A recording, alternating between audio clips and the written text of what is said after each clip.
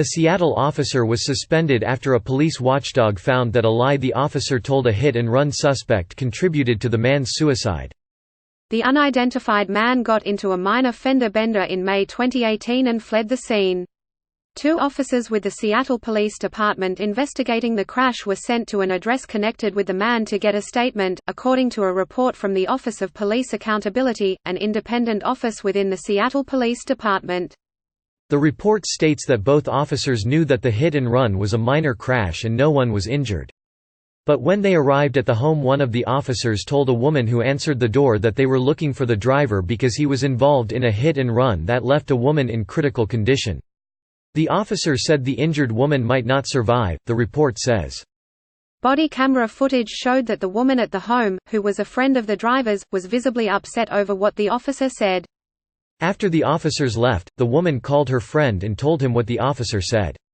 She advised he get an attorney. Friends of the driver told investigators with the Office of Police Accountability that in the days following the police visit, the man grew increasingly upset and worried. One friend said the man told him that the fender bender happened when his car rolled backward, striking the other vehicle. The man said he had left the scene, but did not remember anyone being injured in the crash, the friend said. The report states the driver had been a drug addict for 20 years and had prior legal trouble. The friend told investigators that the man said he was not high at the time of the crash. The man's roommate told investigators that the day before his death, he became increasingly worried and started talking about suicide. The roommate found the man dead on June 3, 2018, less than a week after the crash. After his death, his family and friends began looking into the crash and learned that no one had been injured or died.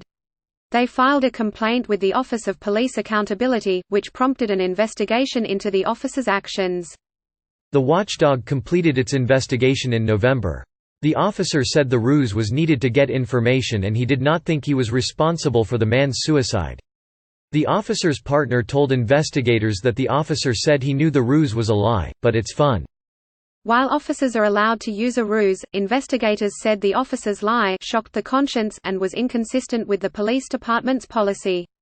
Seattle Police Chief Carmen Best said in a statement that she agrees with the watchdog's findings and suspended the officer for 6 days without pay, according to a police statement Thursday. The officer's actions did not meet SPD's standards of acceptable use of discretion and were not consistent with the standards of professionalism or training, Best said.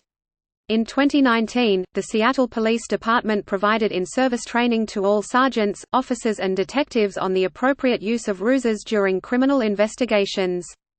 The identities of the involved officer and the man who died were not revealed. If you or someone you know is in crisis, call the National Suicide Prevention Lifeline at 800-273-8255, text HOME to 741-741 or visit speakingofsuicide.com/resources for additional resources.